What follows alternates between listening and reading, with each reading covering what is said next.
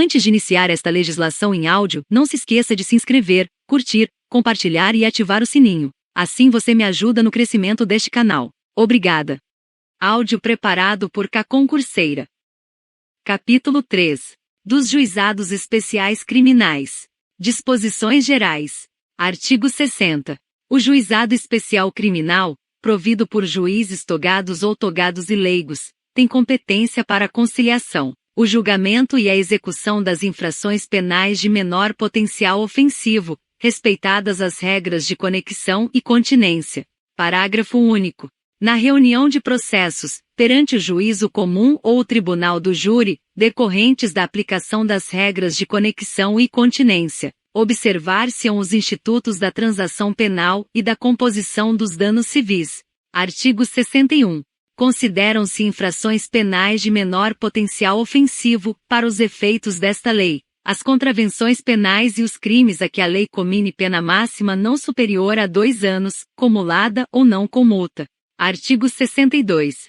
O processo perante o juizado especial orientar-se-á pelos critérios da oralidade, simplicidade, informalidade, economia processual e celeridade, objetivando, sempre que possível, a reparação dos danos sofridos pela vítima e a aplicação de pena não privativa de liberdade. Seção 1. Da competência e dos atos processuais. Artigo 63. A competência do juizado será determinada pelo lugar em que foi praticada a infração penal. Artigo 64. Os atos processuais serão públicos e poderão realizar-se em horário noturno e em qualquer dia da semana, conforme dispuserem as normas de organização judiciária. Artigo 65. Os atos processuais serão válidos sempre que preencherem as finalidades para as quais foram realizados, atendidos os critérios indicados no artigo 62 desta lei. Parágrafo 1º. Não se pronunciará qualquer nulidade sem que tenha havido prejuízo. Parágrafo 2º. A prática de atos processuais em outras comarcas poderá ser solicitada por qualquer meio hábil de comunicação. Parágrafo 3º. Serão objeto de registro escrito exclusivamente os atos havidos por essenciais. Os atos realizados em audiência de instrução e julgamento poderão ser gravados em fita magnética ou equivalente. Artigo 66. A citação será pessoal e far-se-á no próprio juizado, sempre que possível ou por mandado. Parágrafo único. Não encontrado o acusado para ser citado, o juiz encaminhará as peças existentes ao juízo comum para adoção do procedimento previsto em lei. Artigo 67. A intimação far-se-á por correspondência, com aviso de recebimento pessoal ou, tratando-se de pessoa jurídica ou firma individual, mediante entrega ao encarregado da recepção, que será obrigatoriamente identificado ou, sendo necessário, por oficial de justiça, independentemente de mandado ou carta precatória, ou ainda por qualquer meio idôneo de comunicação. Parágrafo único. Dos atos praticados em audiência considerar-se-ão desde logo cientes as partes, os interessados e defensores. Artigo 68. Do ato de intimação do autor do fato e do mandado de citação do acusado, constará a necessidade de seu comparecimento acompanhado de advogado, com a advertência de que, na sua falta, ser-lhe-á designado defensor público. Seção 2. Da fase preliminar. Artigo 69. A autoridade policial que tomar conhecimento da ocorrência lavrará termo circunstanciado e o encaminhará imediatamente ao juizado, com o autor do fato e a vítima, providenciando-se as requisições dos exames periciais necessários. Parágrafo único. Ao autor do fato que após a lavratura do termo, for imediatamente encaminhado ao juizado ou assumir o compromisso de a ele comparecer, não se imporá prisão em flagrante, nem se exigirá fiança. Em caso de violência doméstica, o juiz poderá determinar, como medida de cautela, seu afastamento do lar, domicílio ou local de convivência com a vítima. Artigo 70. Comparecendo o autor do fato e a vítima, e não sendo possível a realização imediata da audiência preliminar, será designada data próxima, da qual ambos sairão cientes. Artigo 71.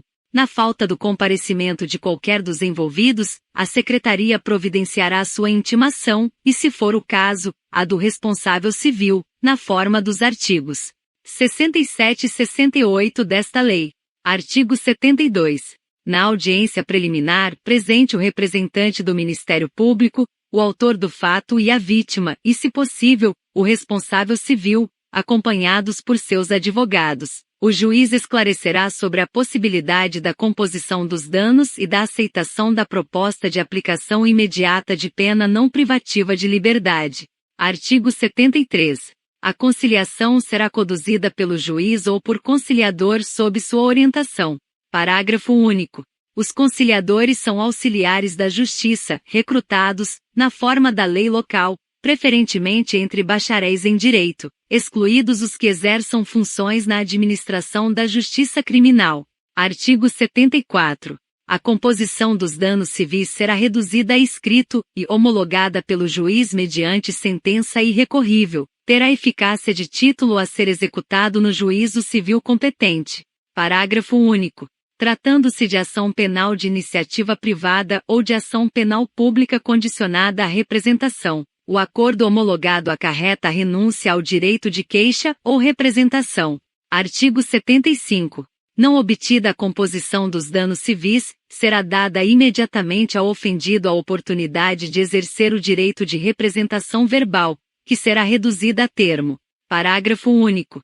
O não oferecimento da representação na audiência preliminar não implica decadência do direito, que poderá ser exercido no prazo previsto em lei. Artigo 76. Havendo representação ou tratando-se de crime de ação penal pública incondicionada, não sendo caso de arquivamento, o Ministério Público poderá propor a aplicação imediata de pena restritiva de direitos ou multas, a ser especificada na proposta. Parágrafo 1º. Nas hipóteses de ser a pena de multa a única aplicável, o juiz poderá reduzi-la até a metade. Parágrafo 2º. Não se admitirá a proposta se ficar comprovado. Inciso 1. Ter sido o autor da infração condenado, pela prática de crime, a pena privativa de liberdade, por sentença definitiva. Inciso 2. Ter sido o agente beneficiado anteriormente, no prazo de 5 anos, pela aplicação de pena restritiva ou multa, nos termos deste artigo. Inciso 3. Não indicarem os antecedentes, a conduta social e a personalidade do agente, bem como os motivos e as circunstâncias. Ser necessária e suficiente a adoção da medida. Parágrafo 3º. Aceita a proposta pelo autor da infração e seu defensor, será submetida à apreciação do juiz. Parágrafo 4º. Acolhendo a proposta do Ministério Público aceita pelo autor da infração, o juiz aplicará a pena restritiva de direitos ou multa, que não importará em reincidência, sendo registrada apenas para impedir novamente o mesmo benefício no prazo de 5 anos. Parágrafo 5º. Da sentença prevista no parágrafo anterior caberá a apelação referida no artigo 82 desta lei. Parágrafo 6º. A imposição da sanção de que trata o parágrafo 4º deste artigo não constará de certidão de antecedentes criminais, salvo para os fins previstos no mesmo dispositivo, e não terá efeitos civis, cabendo aos interessados propor ação cabível no juízo civil. Seção 3. Do procedimento sumaríssimo. Artigo 77. Na ação penal de iniciativa pública, quando não houver aplicação de pena, pela ausência do autor do fato, ou pela não ocorrência da hipótese prevista no artigo 76 desta lei, o Ministério Público oferecerá ao juiz, de imediato, denúncia oral, se não houver necessidade de diligências imprescindíveis. Parágrafo 1º. Para o oferecimento da denúncia, que será elaborada com base no termo de ocorrência referido no artigo 69 desta lei, com dispensa do inquérito policial, prescindir-se-á do exame do corpo de delito quando a materialidade do crime estiver aferida por boletim médico ou prova equivalente.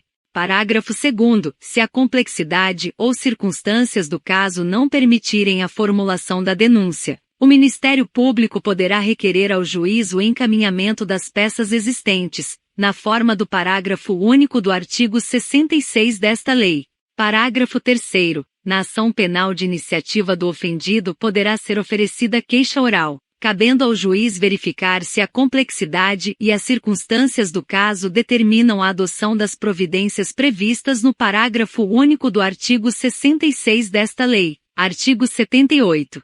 Oferecida a denúncia ou queixa, será reduzida a termo, entregando-se cópia ao acusado, que com ela ficará citado e imediatamente cientificado da designação de dia e hora para a audiência de instrução e julgamento, da qual também tomarão ciência o Ministério Público, o ofendido, o responsável civil e seus advogados. Parágrafo 1º. Se o acusado não estiver presente, será citado na forma dos artigos 66 e 68 desta lei e cientificado da data da audiência de instrução e julgamento, devendo a ela trazer suas testemunhas ou apresentar requerimento para intimação, no mínimo 5 dias antes de sua realização. Parágrafo 2º. Não estando presentes o ofendido e o responsável civil, serão intimados nos termos do artigo 67 desta lei para comparecerem à audiência de instrução e julgamento. Parágrafo 3º. As testemunhas arroladas serão intimadas na forma prevista no artigo 67 desta lei. Artigo 79. No dia e hora designados para a audiência de instrução e julgamento, se na fase preliminar não tiver havido possibilidade de tentativa de conciliação e de oferecimento de proposta pelo Ministério Público, proceder-se-á nos termos dos artigos 72, 73, 74 e 75 desta lei. Artigo 80. Nenhum ato será adiado determinando o juiz, quando imprescindível, a condução coercitiva de quem deva comparecer. Artigo 81. Aberta a audiência, será dada a palavra ao defensor para responder à acusação, após o que o juiz receberá, ou não, a denúncia ou queixa. Havendo recebimento, serão ouvidas a vítima e as testemunhas de acusação e defesa, interrogando-se a seguir o acusado se presente, passando-se imediatamente aos debates orais e à prolação da sentença. Parágrafo 1º. Todas as provas serão produzidas na audiência de instrução e julgamento, podendo o juiz limitar ou excluir as que considerar excessivas, impertinentes ou protelatórias. Parágrafo 1º.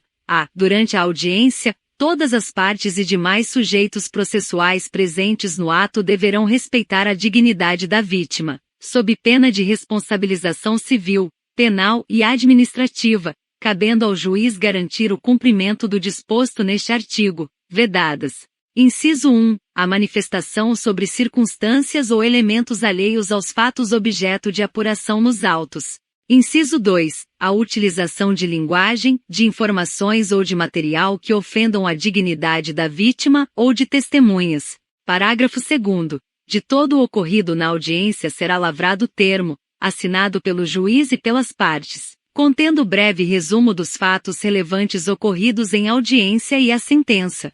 Parágrafo 3º. A sentença, dispensado o relatório, mencionará os elementos de convicção do juiz.